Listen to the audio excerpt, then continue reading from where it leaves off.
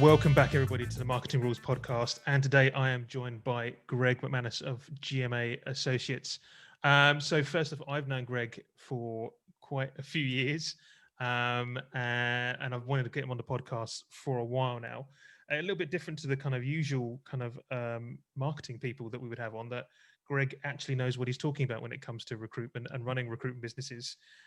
So Greg, for those who aren't who haven't met you, aren't aware of you, and I'm not sure exactly what you do, why don't you kind of give us a quick introduction to you and to GMA Associates? Sure. Thanks, James. Yeah, over 30 years in the recruitment sector with the grey hairs to prove it, James, as you know, as we worked a bit together.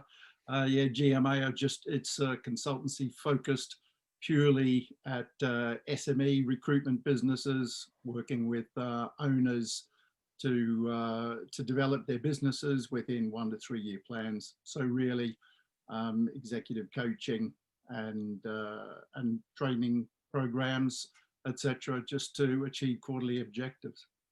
And anyone listening will realise that that's not an Anglo-Saxon accent. No, Brisbane boy. Been here a while, got the passport.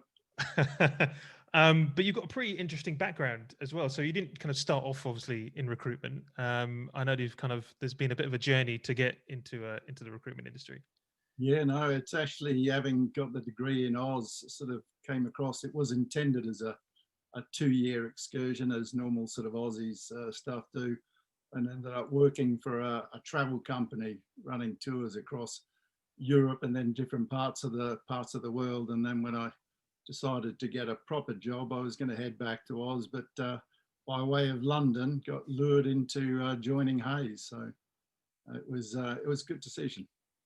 Tell us a little bit about your kind of your background within recruitment, because again, that's pretty interesting and not the kind of necessarily the usual route. I know you've kind of worked with some pretty big names and at quite a senior level.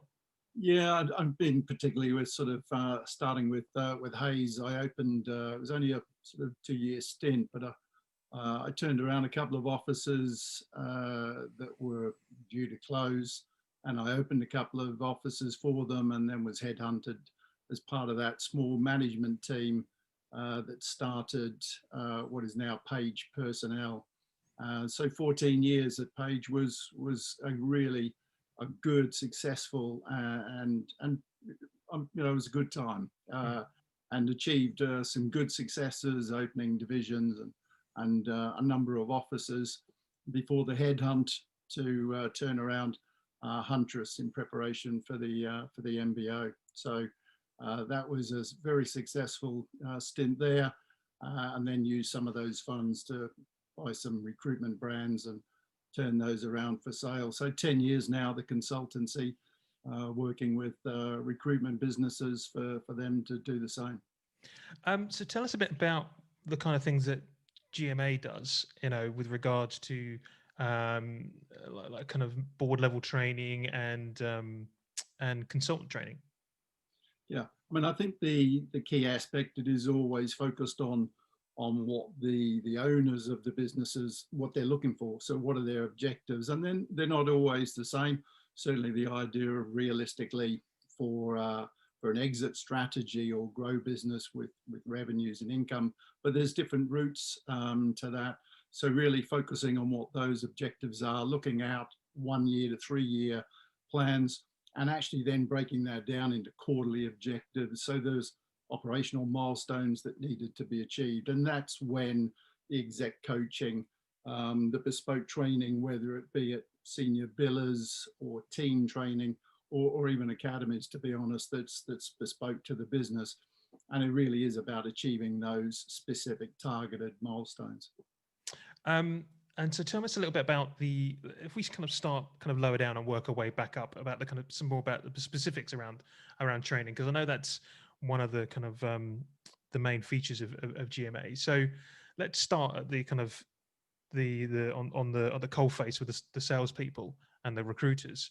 How does that? I mean, give us an example of how that training kind of how you roll it out, the advantages of it, and what you kind of what you would hope recruiter to be at the end of it. Yeah, I mean, certainly it's all about ownership from, you know, the individual. Certainly starts at that board level, so they absolutely own and know those objectives and what we've talked about, how to achieve that with those milestones.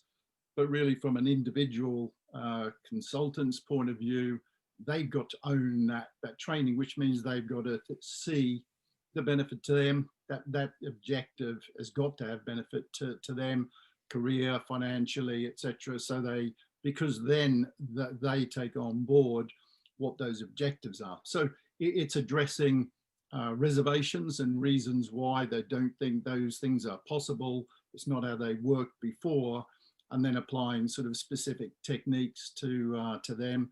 It's sort of a mixture of inductive and deductive training, which means a sort of element of classroom, but also actually on the floor, on the phones with clients or candidates, etc., trialing out those techniques in their own way. So they're clear on the objectives they need to achieve.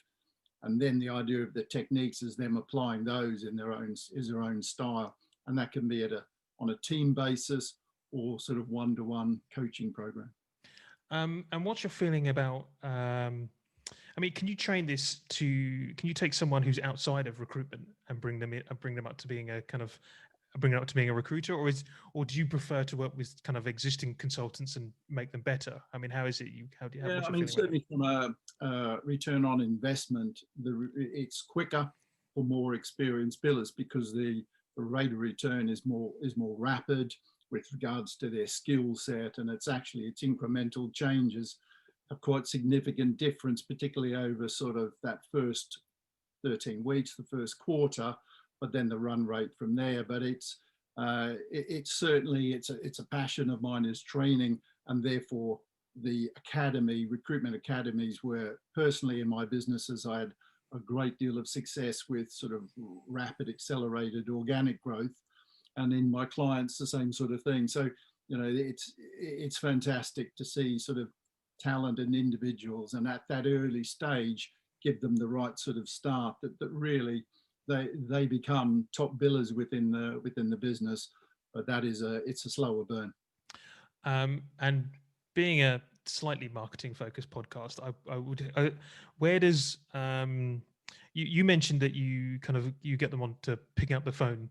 Where does these kind of other newer technologies, the likes of kind of LinkedIn or how to kind of generate leads without having to pick up the phone, what does that kind of play within training? Yeah, I mean, certainly the idea is from an academy point of view, it has actually broken down into the 3 cycles of recruitment. So your candidates, clients, and jobs.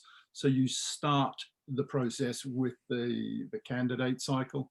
And so effectively what you're looking to give them all of those skills where they're engaging with candidates by way of, you know, referrals of other good candidates, lead generation, but also product knowledge development, etc.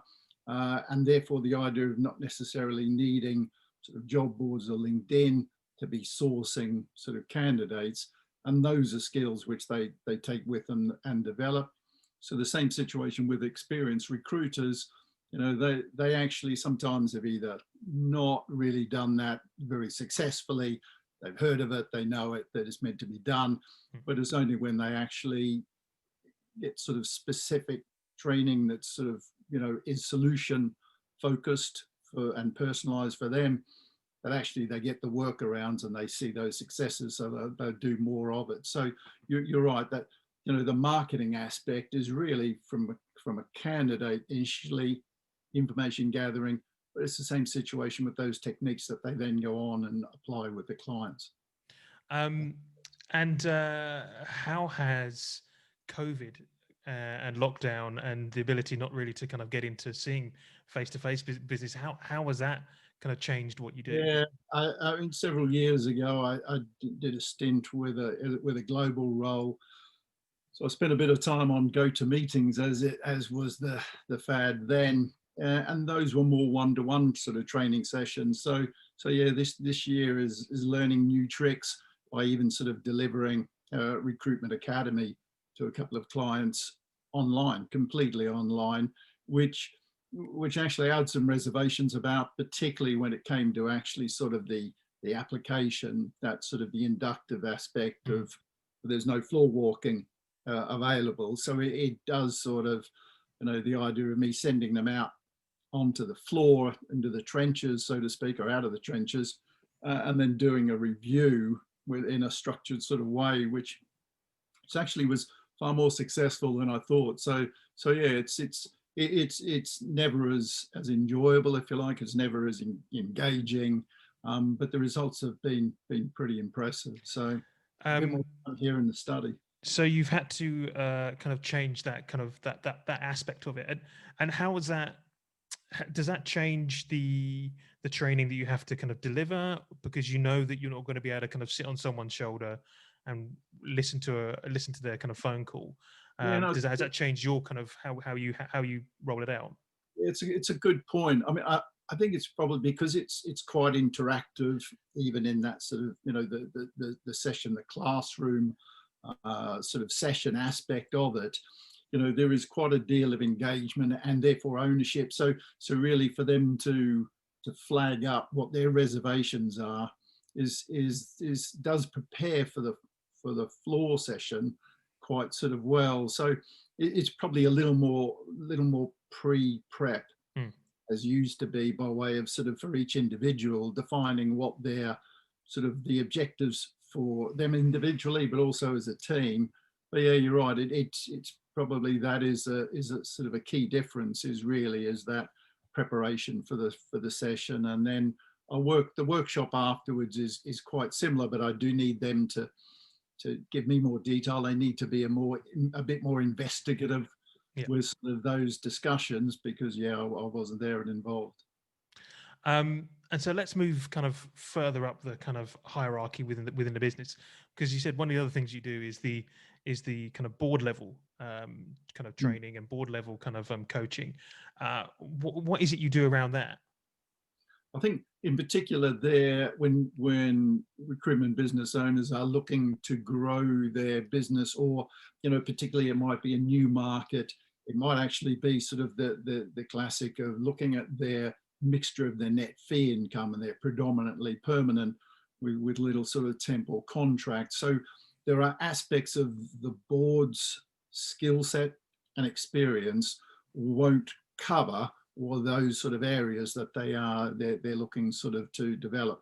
So first and foremost, it's looking at an analysis of where the business is by way of talent, etc., both from their experience, their knowledge, what they've got in sort of internally, and primarily to identify the strengths, because this is about promoting and developing strengths rather than sort of reducing weaknesses too much, because to be honest, you can resolve all weaknesses and still be no further forward in a good amount of time. So really it's then sort of milestoning those objectives of where they want to get to, and therefore putting those plans in place. The training is in part for the teams, but actually from an operational strategic point of view, working with the owners as far as what their direction of the business, and actually then filtering that down through to the management, because that the management team are the one who's going to be delivering it long term. And how has delivery of that changed during COVID? Is that easier to do now with I mean, I would imagine that getting kind of senior management teams onto and training them and coaching them on Zoom or whatever else is actually I can see there being a little bit of resistance to that. Yeah, I mean, I think it's when it's physical insight, when you're on site, rather, the idea is, okay, they've allocated still in their diary, but there is a temptation if it's a Zoom, or Teams meeting, then it could be that they're drawn off with sort of issues or whatever else. But I think the good thing is having those agendas prior to meetings, and actually it's a follow on from the previous sort of session, that we've got those key objectives to discuss. What are the issues in the application? So that I think the benefit is just in fact it's less disruptive on video at that level than it is from the training. So it's more of that. Even when there's several directors that are involved, it's I found those sort of less different, if you like, than the team training sessions. So it's obvious you've kind of got a huge amount of experience within the industry. So it'd be great to kind of just chat about how you try and grow your business in the kind of current market. You know, what do you need to do? What should you be kind of proactively concentrating on? What shouldn't you be concentrating on? Where are the quick wins, if there are any, and what you should be doing to kind of plan for your, you know, for 2021. So it would be good to just kind of get an overview of what you think around that. Yeah, I mean, particularly in the first instance, it's retaining talent. You know, that sort of aspect of it's difficult. I mean, the government schemes have been quite beneficial with those sort of aspects, but then the reality is obviously dependent upon the sector, what sort of activity there is. It's still been sort of difficult for some business, and therefore the idea of prioritizing. But as we're coming out of this, the retaining that sort of talent, because there's, as you would know, there's a lot of activity in the marketplace with regards to sort of headhunting and consultants being sort of top of the agenda as to input in sort of new talent into the business. So attraction and retention, those are probably the first key from a structure point of view.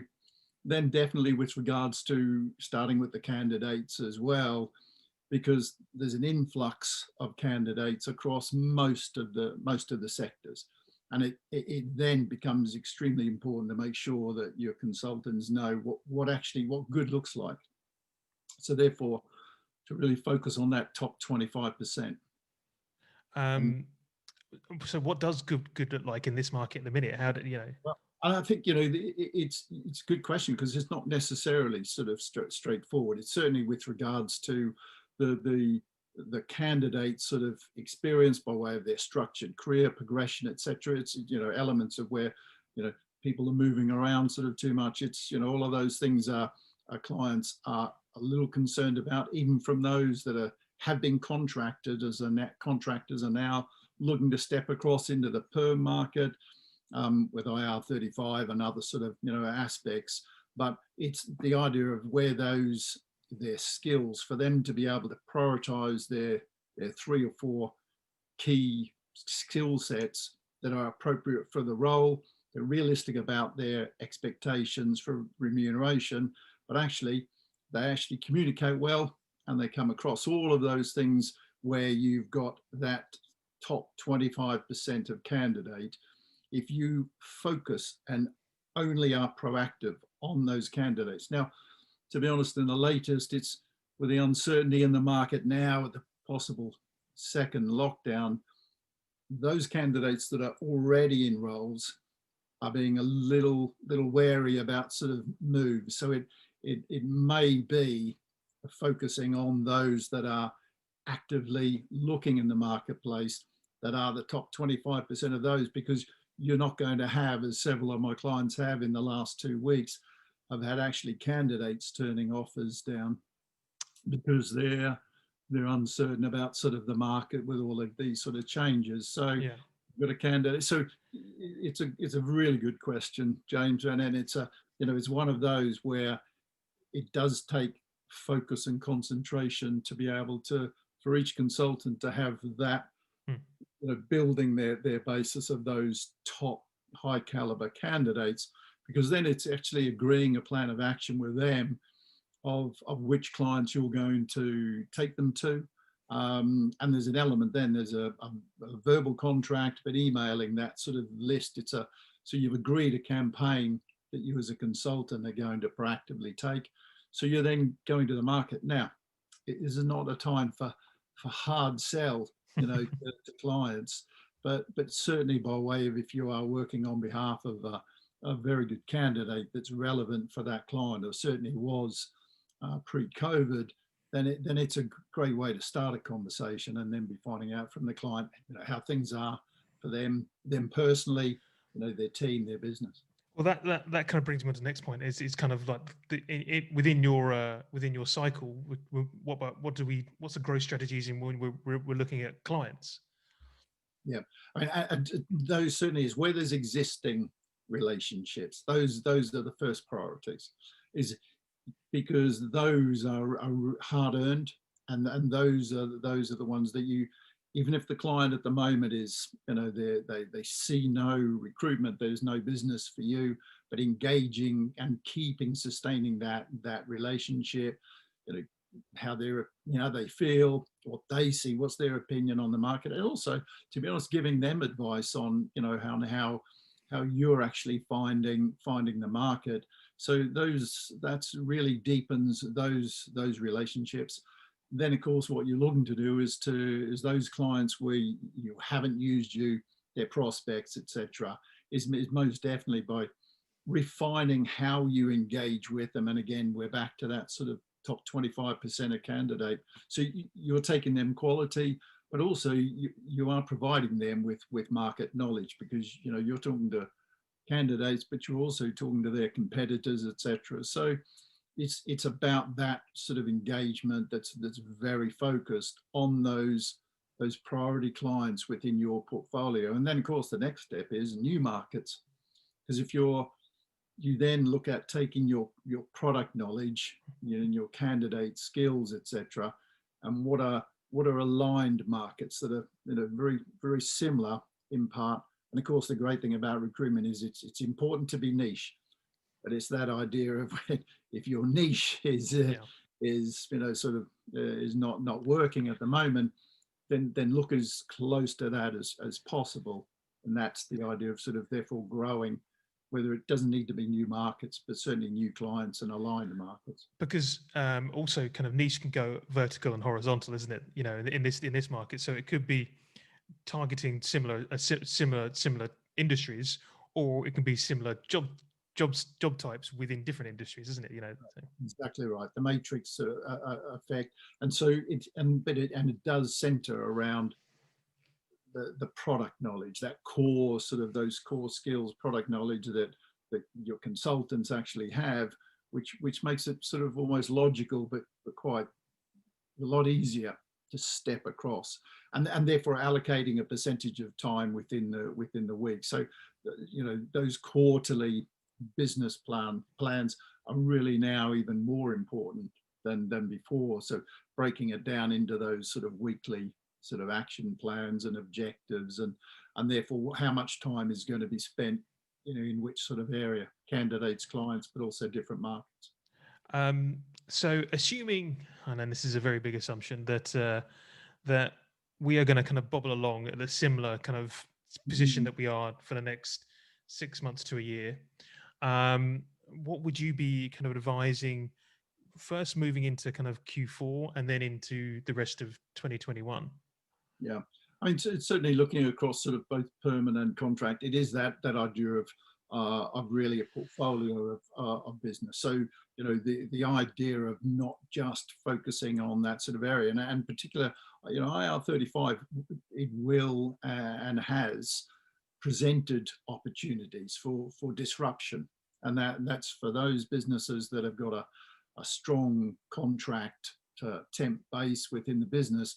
They definitely need to be quite sort of focused and actually engaging first off with the candidates about sort of that clear analysis of whether they're in or whether they're out, but also in discussions with clients. So what we talked about with that growth aspect, I definitely see that is particularly important, and looking at the innovation and the idea of actually looking at different and not the norm sort of recruitment solutions for clients, and having those discussions with candidates, whether it be the number of hours that they're working, obviously where they work, they're working from home or whatever sort of delivery, but providing innovative solutions, because clients may not be able to make a commitment for a whole candidate, whether that's a contract or whether that's a perm. So looking at sort of solutions on that sort of basis, and having those firstly with the candidates, their flexibility, then with the clients,